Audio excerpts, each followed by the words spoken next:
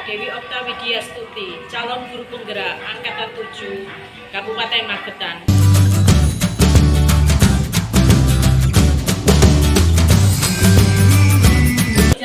Sama bergotong royong, ya. Jadi sekarang kalian membentuk kelompok berhadapan, 4 orang berhadapan, ya, berhadapan. Terus nanti kalian menuliskan kelas impian dan keyakinan kelasnya, ya. Setelah itu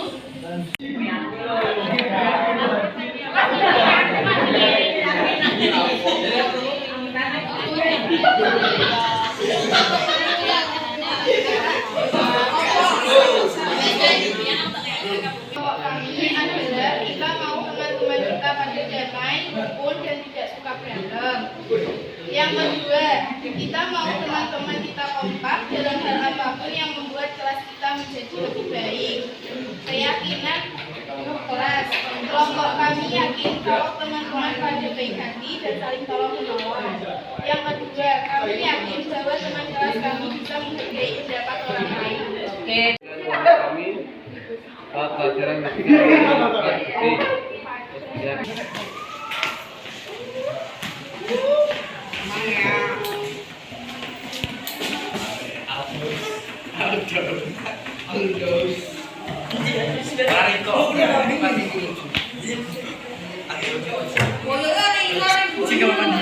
Baik. Berikutnya kelas impian berikutnya saat pelajaran fisika kelas ingin bersih. Terus berikutnya kelas impiannya kelas menjadi lebih baik dan membuat kelas fisika lebih seru. Bagus. Bisa saling memahami satu sama lain, berkompromi, lingkungan kelas bersih dan damai. Menjadikan kelas yang lebih baik dan mendapatkan juara. Impian kelasnya ingin kelas nyaman, aman dan bersih. Semoga siswa kelas 10-4 sehat jiwa raganya. Amin.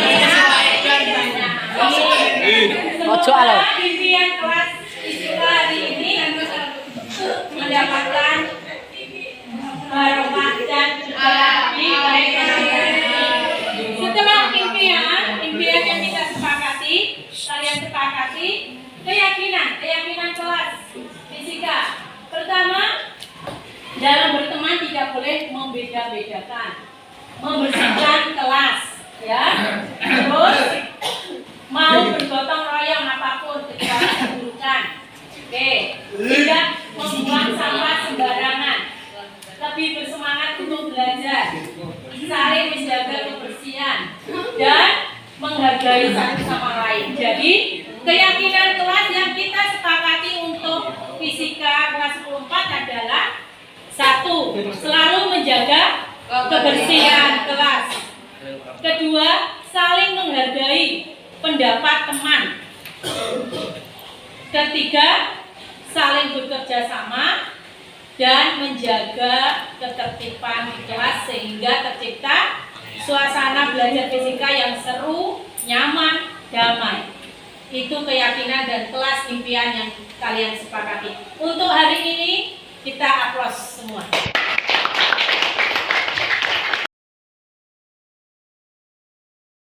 Assalamualaikum warahmatullahi wabarakatuh. Yang kami hormati Ibu Kepala Sekolah SMA Negeri 1 Karas, Ibu Asmaul Husna SPD MPD. Yang kami hormati Bapak Ibu Guru SMA 1 Karas. Alhamdulillah kami ucapkan terima kasih banyak sebelumnya atas kehadiran Bapak Ibu di ruang guru SMA Negeri 1 Karas. Pada kesempatan hari ini saya akan memberikan aksi nyata saya tentang budaya positif. Latar belakang budaya positif kita sudah tahu sebelumnya tentang budaya positif. Maka dari itu, sebelum saya menjelaskan materi, di sini saya ingin sharing atau berbagi ilmu. Bukan berarti saya menggurui atau merasa paling, tetapi kita bersama adalah pemangku kepentingan bersama di SMAN Negeri 1 Karas. Mari bersama kita bersinergitas atau bersinergi membangun budaya positif untuk anak didik kita supaya mereka bisa disiplin, bisa berkarakter sesuai tujuan pendidikan kita, yaitu sesuai profil pelajar Pancasila. Latar belakang pertama yaitu budaya positif. Budaya positif ialah nilai-nilai atau keyakinan-keyakinan dan kebiasaan-kebiasaan di sekolah yang berpihak pada murid agar murid dapat berkembang menjadi pribadi yang kritis, penuh hormat dan bertanggung jawab. Dalam mewujudkan budaya positif ini, guru dalam mewujudkannya sebagai sentra, kita sebagai sentra untuk mewujudkan lingkungan kelas maupun sekolah yang berbudaya positif dengan menerapkan tindakan berupa keyakinan kelas maupun segitiga restitusi. Tujuan diadakannya aksi nyata ini adalah kita bersama-sama mewujudkan murid yang berkarakter sesuai dengan profil pelajar Pancasila. Di sini saya akan membahas tentang keyakinan kelas dan segitiga restitusi. Keyakinan kelas. Mungkin Bapak Ibu sudah pernah membuat keyakinan kelas di kelasnya masing-masing maupun di perwaliannya. Pada saat itu mungkin Bapak Ibu guru memahami bahwa apa yang kita buat adalah merupakan peraturan kelas. Keyakinan kelas dan peraturan kelas, apa bedanya? Kalau keyakinan kelas itu bersifat lebih abstrak daripada peraturan, karena peraturan itu lebih rinci dan konkret. Keyakinan kelas itu berupa pernyataan universal. Pernyataan keyakinan kelas senantiasa dibuat dalam bentuk positif. Contohnya ketika kita melarang anak-anak, dilarang membuang sampah di sembarang tempat. Mungkin kita sudah melakukan peraturan kelas. Dilarang mengeluarkan baju seragam bagi laki-laki. Dilarang datang terlambat ke sekolah. Mungkin itu bagi peraturan. Tapi kalau keyakinan lebih dipositifkan kata-katanya. Misalnya jangan membuang sampah. Berarti positifnya buanglah sampah di tempatnya. Maksudnya tadi jangan membuang sampah di sembarang tempat. Berarti kata-kata yang positifnya buanglah sampah di tempatnya, pada tempatnya.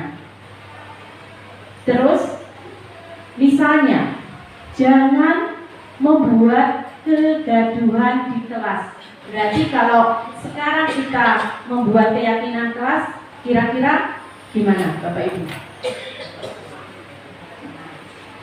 Ya, berarti menjaga ketenangan kelas. Jadi keyakinan kelas itu adalah salah satu disiplin positif yang bisa kita terapkan dalam membangun budaya positif di sekolah. Dengan keyakinan kelas, di setiap kelas diharapkan dapat mewujudkan tujuan pendidikan yang berorientasi kepada profil pelajar Pancasila. Selain itu, berdasarkan nilai-nilai kebajikan. Bagaimana cara merumuskan keyakinan kelas? Yang pertama, guru meminta semua murid di kelas untuk menuliskan apa saja aturan yang perlu disepakati bersama di kelas. Yang kedua, semua usulan dari murid ditulis pada papan tulis atau kertas berwarna.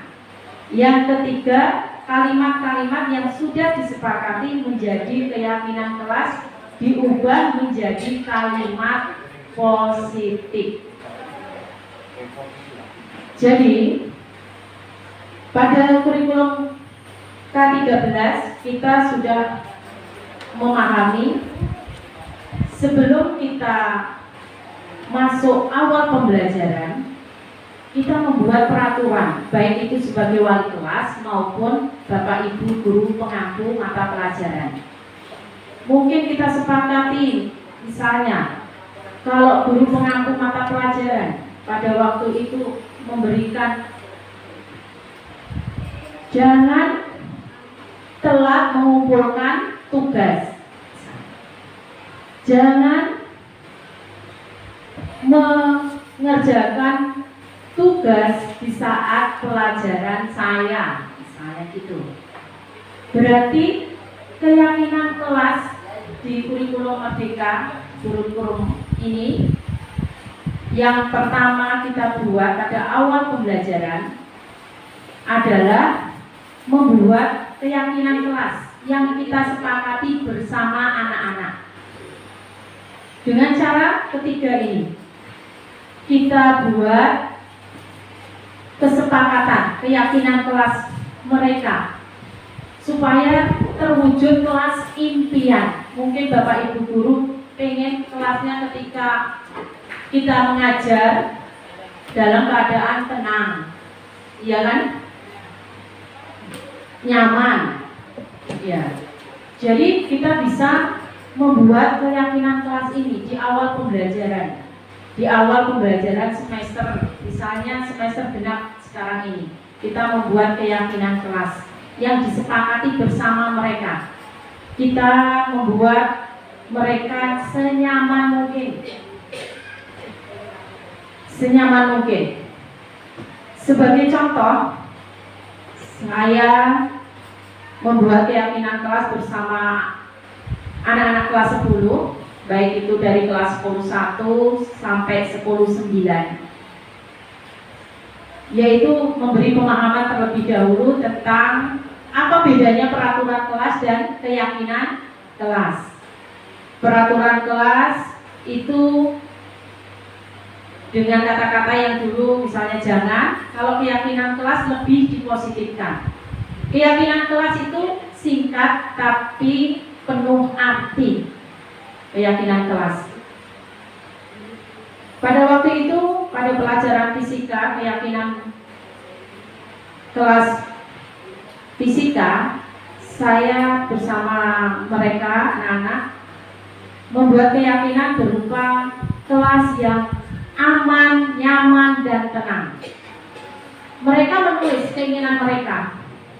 Banyak sekali pikiran-pemikiran mereka. Kita satukan. Setelah mereka menuliskan di kertas, kita suruh membaca mereka. Apa yang mereka tulis, suruh membaca.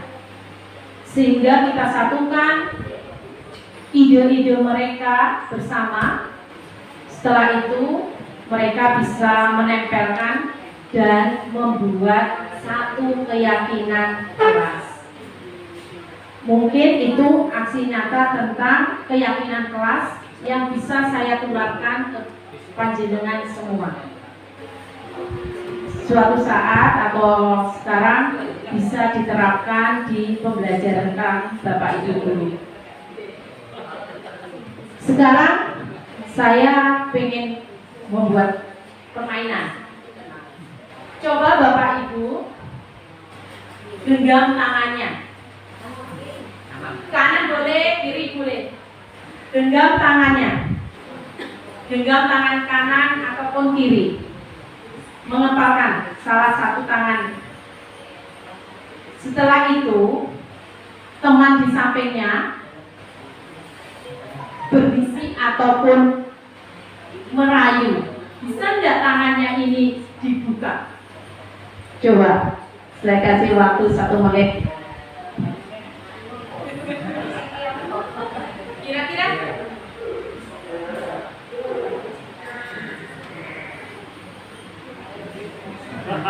Misalnya ini Bu Enda sama Bu Ambar, ya, Bu Enda sama Bu Ambar.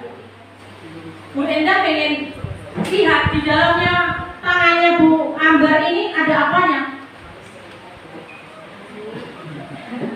Bu, ada apa?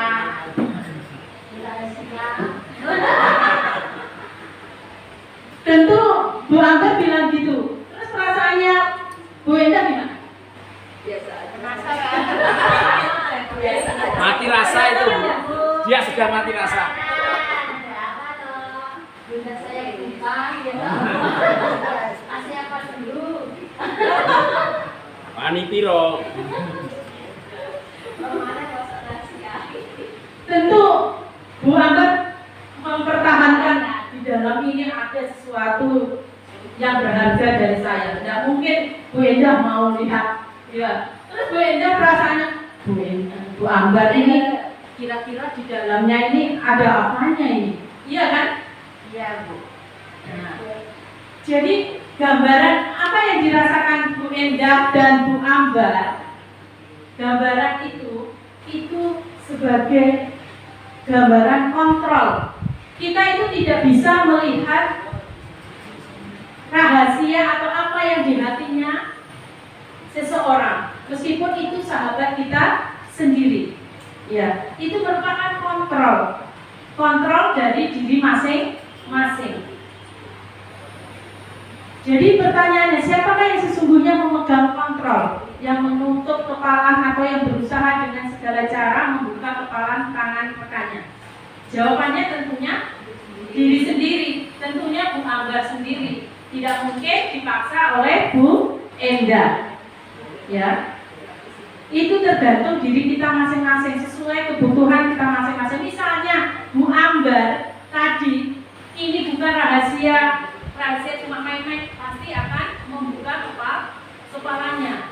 Tapi karena Bu Ambar itu merasa ini sangat berarti dan tidak mau orang lain tahu, tetap pada pendiriannya. Sesuai teori kontrol Dr. William Besser, pada dasarnya kita dapat memaksa murid untuk berbuat sesuatu jikalau murid tersebut memilih untuk tidak melakukannya. Penguatan positif atau bujukan adalah bentuk-bentuk kontrol. Yang ketiga, menggunakan kritik dan rasa bersalah untuk mengontrol murid menuju pada identitas gagal. Yang keempat, orang dewasa akan menyadari bahwa perilaku memaksa tidak akan efektif untuk jangka waktu yang panjang dan sebuah hubungan permusuhan akan terbentuk. Jadi kita itu tidak boleh memaksakan kehendak, ya, untuk membuka atau mengontrol murid atau orang lain.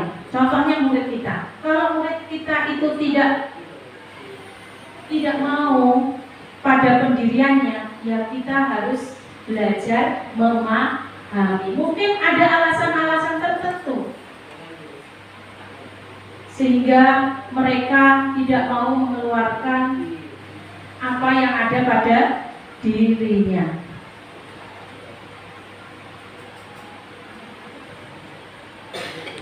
Selanjutnya, saya akan menjelaskan tentang segitiga restitusi. Segitiga restitusi itu sebuah cara menanamkan disiplin positif pada murid. Apa itu segitiga restitusi? Segitiga restitusi adalah sebuah proses menciptakan kondisi bagi murid untuk memperbaiki kesalahannya. Ciri-ciri restitusi. Restitusi itu bukan untuk menebus kesalahan, namun untuk belajar dari kesalahan. Restitusi itu memperbaiki hubungan. Restitusi adalah tawaran, bukan paksaan. Restitusi menuntun untuk melihat ke dalam diri. Jadi biasanya kita kalau ada siswa kita misalnya berbuat salah, ya berbuat salah, itu biasa kita langsung memberikan hukuman, ya kan? Memberikan hukuman, misalnya datang terlambat, ya datang terlambat, atau siswa kita menyontek di saat ulangan, ya. Di sini kita mari belajar berrestitusi, karena restitusi itu bukan menebus kesalahan, tetapi belajar dari kesalahan. Misalnya, kita tanya kepada anak didik kita, ketika dia berani menyontek di saat ulangan, mungkin kita panggil, kenapa sampai berani menyontek? Ya, berani menyontek. Kembali lagi ke keyakinan kelas yang sudah kita sepakati, keyakinan kelas pelajaran. Misalnya pelajaran saya, pelajaran fisika. Keyakinan kelas pada saat itu kita sepakati adalah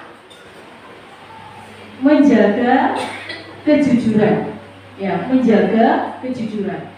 Nah, pada saat itu ada beberapa anak, 2 anak menyontek di saat ulangan. Kita panggil mereka berdua, kita tanya, kenapa sampai menyontek? Apa yang sudah mereka langgar? Keyakinan atau kesepakatan kelas apa yang mereka sudah langgar? Tentunya keyakinan kelas dan kesepakatan kelas tentang kejujuran, ya, tentang kejujuran. Jadi mari bersama kita berupaya mewujudkan restitusi ini untuk budaya positif. Restitusi, segitiga restitusi ada hubungannya dengan keyakinan kelas yang sudah kita sepakati. Ada 3 tahap dalam segitiga restitusi, yaitu yang pertama, menstabilkan identitas, yang kedua, validasi tindakan yang salah, yang ketiga, menanyakan keyakinan. Menstabilkan identitas, kita tanya, adakah cara yang lebih efektif untuk mendapatkan apa yang kamu butuhkan? Contohnya gitu. Misalnya tadi saya kasih contoh tentang menyontek, ya, menyontek. Kita tanya, adakah cara yang lebih efektif untuk mendapatkan apa yang kamu butuhkan selain menyontek? Misalnya mereka tidak belajar, tidur terlalu malam sehingga tidak sempat belajar. Yang berikutnya, validasi tindakan yang salah. Kamu tentu punya alasan mengapa melakukan itu. Selanjutnya, menanyakan keyakinan. Tadi yang keyakinan apa? Kelas apa yang sudah kita sepakati? Misalnya tentang kejujuran, tentang menghargai, tentang kedisiplinan. Jika anak-anak mengeluarkan baju seragam tidak rapi, jadi kita adakan segitiga restitusi. Jadi Bapak Ibu guru SMAN 1 Taras, kami sebagai guru penggerak, kita belajar bersama sedikit demi sedikit. Saya berdiri di sini tidak bisa berdiri sendiri dalam mewujudkan budaya positif di sekolah kita. Kita bersinergi bersama-sama dari hal-hal yang kecil. Dari hal-hal yang kecil sedikit-sedikit menjadi bukit. Terima kasih atas pertanyaan yang disampaikan Bu Enda. Jadi setelah saya melakukan keyakinan kelas atau kesepakatan kelas, ada perubahan meskipun itu sedikit demi sedikit. Jadi mereka setiap apa yang mereka lakukan atau salah satu temannya melakukan kesalahan, pasti mereka menegurnya karena mereka ada yang saya tunjuk sebagai leadership, sebagai pengingat bahwa jika melakukan atau melanggar kesepakatan yang kita sudah sepakati, apa konsekuensinya. Jadi mereka mulai sedikit demi sedikit untuk membudayakannya. Terima kasih. Oke, sudah dijawab. Jadi dengan adanya kesepakatan kelas atau keyakinan kelas, jika ada yang melanggar maka teman akan mengingatkan. Itu kita sudah yakini loh, maka jangan melanggar. Demikian ya, Bu Dewi. Masih ada Bapak Ibu? Sambut? Cukup ya? Oke, Bapak Ibu, saya simpulkan apa yang sudah kita terima atau yang sudah disampaikan oleh para narasumber. Yang pertama tadi budaya positif, keyakinan kelas dan segitiga restitusi. Bahwa keyakinan kelas itu dibuat bersama dengan siswa. Jadi guru mengajak siswa untuk bersepakat, ya, mengajak anak-anak untuk membuat keyakinan kelas. Jadi melibatkan siswa dengan kata-kata yang positif, kemudian dengan kata-kata yang singkat tetapi penuh arti serta tidak ada kata-kata menghukum. Kemudian untuk segitiga restitusi itu ada 3 tahap, yaitu yang pertama menstabilisasi identitas, yang kedua validasi tindakan, dan yang ketiga menanyakan keyakinan. Kemudian yang untuk Ibu Endri dengan materinya budaya positif 5 posisi kontrol dulu. Ada 5 posisi kontrol dulu tadi sudah dijelaskan, yaitu sebagai penghubung, sebagai pembuat rasa bersalah, sebagai teman, sebagai pemantau, dan manajer. Demikian Bapak Ibu, semoga bermanfaat ilmu yang kita peroleh pada hari ini. Guru bergerak Indonesia Maju, bergerak, bergerak, dan menggerakkan. Beliau berdua telah melaksanakan, mengajak kita untuk bergerak, sehingga kita bisa mengikuti jejak beliau berdua, terinspirasi untuk juga mengikuti atau mendaftar sebagai guru bergerak. Demikian Bapak Ibu, saya tutup dengan pantun menurut saya ya. Hari Minggu pergi jalan-jalan, di Batu Biru ada kolam renang. Mari Bapak Ibu kita berjuang untuk menjadi guru yang dirindukan. Terima kasih, mohon maaf. Assalamualaikum warahmatullahi wabarakatuh. Warahmatullahi wabarakatuh. Setelah kami mendapatkan penjelasan mengenai aksi nyata tentang keyakinan kelas dan segitiga restitusi di dalam penerapan budaya positif di lingkungan SMA Negeri 1 Karas, sangat luar biasa. Semoga dapat membantu meningkatkan mutu pendidikan. Tetap semangat guru-guru hebat. Hasil dari Bu Dewi Okta, hasil nyata. Kalau program itu dipraktekkan di kelas, itu menambah positif dari sikap anak-anak. Ya siapa tahu untuk membuat program itu kita Bapak Ibu guru bisa lebih semangat dan menambah wawasan, dan anak-anak bisa berpikir positif dan berakhlak yang baik. Bapak Ibu guru tetap semangat. Setelah Bu Dewi memberikan pemahaman tentang keyakinan kelas, kami membuat keyakinan kelas bersama. Kami merasa lebih disiplin dan bertanggung jawab, serta terwujudnya kelas yang nyaman dan damai. Terima kasih Bu Dewi. Wassalamualaikum warahmatullahi wabarakatuh. Terima kasih, salam bahagia, salam guru hebat.